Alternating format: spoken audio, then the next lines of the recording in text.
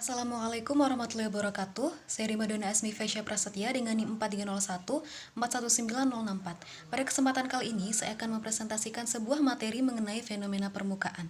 Referensi yang saya gunakan hampir keseluruhan adalah buku Physical Chemistry by Castellan yang edisi ketiga. Untuk referensi tambahan lain akan saya cantumkan di akhir video dan juga pada description box. Oke, untuk mempersingkat waktu, langsung saja masuk ke materi. Materi yang akan saya paparkan di sini memuat 3 subbab. Yang pertama adalah energi permukaan dan tegangan permukaan, kedua besaran pada tegangan permukaan, dan yang ketiga pengukuran tegangan permukaan. Oke, langsung saja masuk ke subbab pertama, yakni energi permukaan dan tegangan permukaan. Jadi, suatu padatan itu memiliki molekul-molekul bola yang tersusun rapat.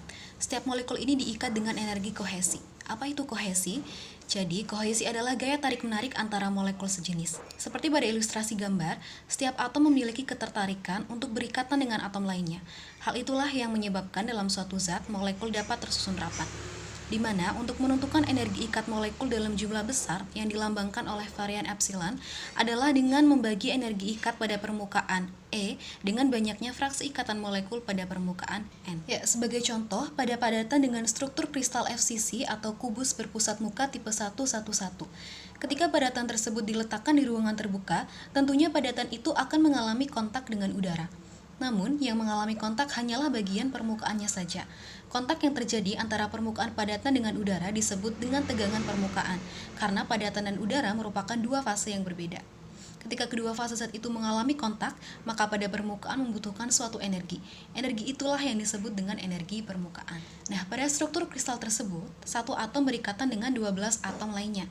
Oleh karena itu, struktur kristal tersebut memiliki bilangan koordinasi sebanyak 12. Sedangkan pada permukaan, ia hanya memiliki bilangan koordinasi sebanyak 9. Pada permukaan, ia kehilangan 3 ikatan atau bilangan koordinasi.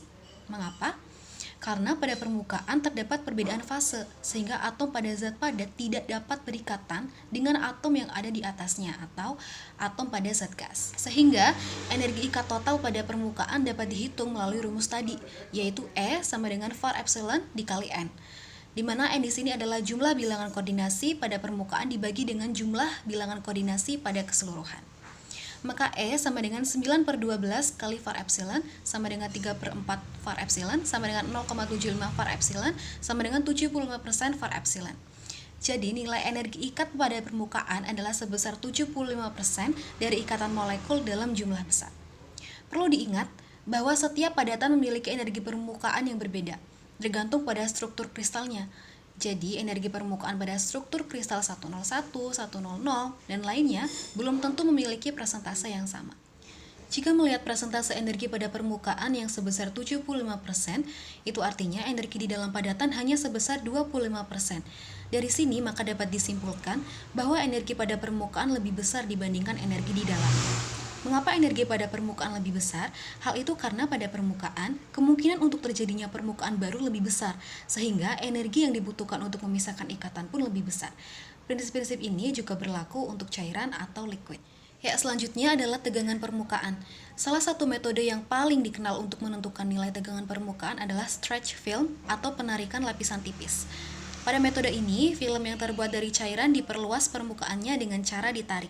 Pada peristiwa ini, penarikan dilakukan sejauh dx. Penarikan menggunakan suatu alat yang dapat digerakkan atau movable member. Pada metode ini, movable member yang digunakan adalah kawat. Panjang dari kawat dilambangkan dengan L.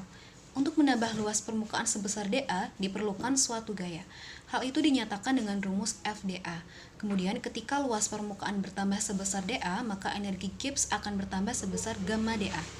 Oleh karena dA sama dengan FDA dan dA sama dengan gamma dA, maka FDA sama dengan gamma dA. Selanjutnya adalah contoh apabila penarikan dilakukan sejauh dx. Jika penarikan dilakukan sejauh dx, maka Fdx sama dengan gamma dA. Gamma adalah lambang dari tegangan permukaan. Sedangkan dA adalah hasil kali jarak penarikan atau dx dengan panjang kawat atau L.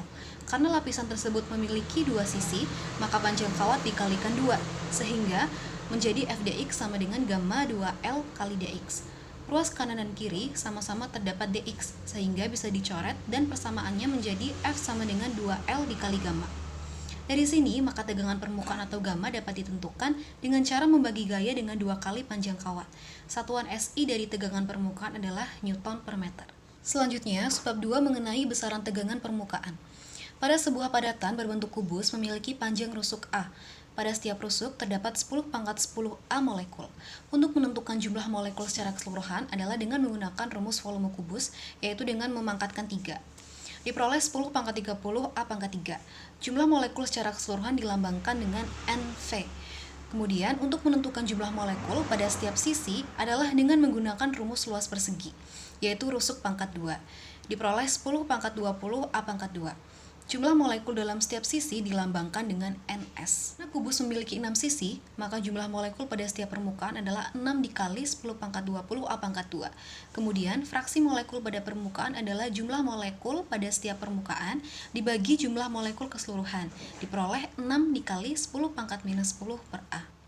Setelah tadi diperoleh NV dan NS, selanjutnya adalah menentukan ukuran partikel jika energi yang berkontribusi hanya 1%. Rumus untuk energi keseluruhan adalah var epsilon V dikali NV, sedangkan rumus untuk energi permukaan adalah var epsilon S dikali NS. Untuk menentukan energi total adalah dengan menambahkan hasil kali antara EV dan V dengan hasil kali antara ES dan area. Kemudian mensubstitusikan rumus hingga diperoleh E sama dengan EV kali V dalam kurung 1 tambah var epsilon S kali NS kali area per var epsilon V kali NV kali V. Dari persamaan sebelumnya diperoleh NS dan NV masih dengan variabel A.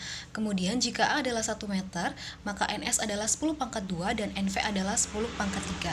Selanjutnya mensubstitusikan ke dalam persamaan yang telah diperoleh pada slide sebelumnya. Setelah disubstitusi, diperoleh E sama dengan EV kali V dalam kurung 1 tambah 10 pangkat minus 10 area per V.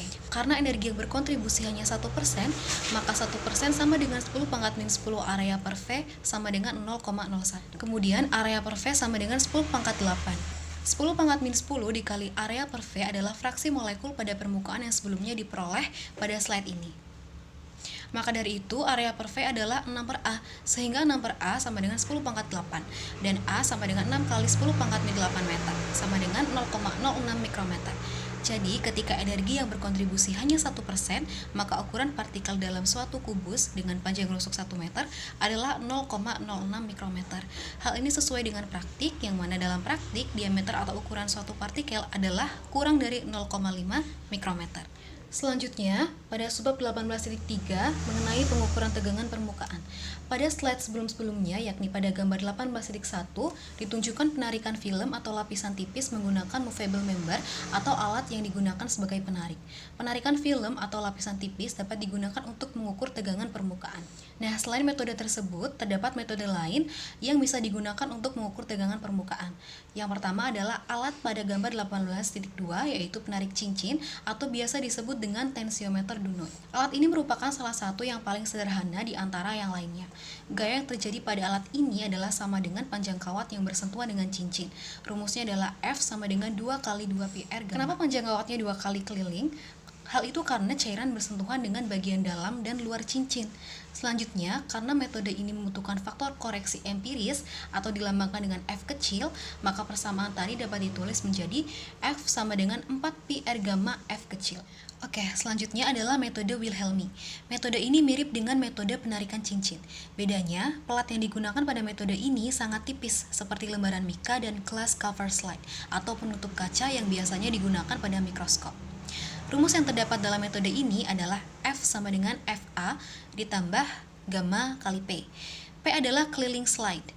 Gamma P adalah tarikan ke bawah pada slide akibat tegangan permukaan. Dan F adalah gaya yang bekerja ke bawah ketika slide menyentuh permukaan. Serta FA adalah gaya yang bekerja ke bawah ketika meluncur bebas di udara. Rumus ini hanya dapat digunakan ketika kedalaman perendaman diabaikan. Apabila tidak diabaikan, maka dapat menggunakan metode yang selanjutnya, yaitu drop weight. Metode drop weight sama halnya dengan semua metode pelepasan.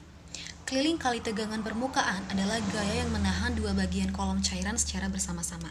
Ketika gaya ini diseimbangkan dengan massa bagian bawah, maka setetes cairan akan jatuh. Setetes cairan yang jatuh tersebut dimisalkan M kecil. Metode ini dapat memberikan hasil yang akurat ketika penurunan terbentuk secara perlahan. Namun, metode ini tetap memerlukan faktor empiris yang dilambangkan dengan F kecil. Ya, berikut adalah referensi yang saya gunakan. Sekian penjelasan yang dapat saya berikan, semoga dapat bermanfaat. Mohon maaf apabila masih terdapat banyak kekurangan dalam penyampaian. Terima kasih. Wassalamualaikum warahmatullahi wabarakatuh.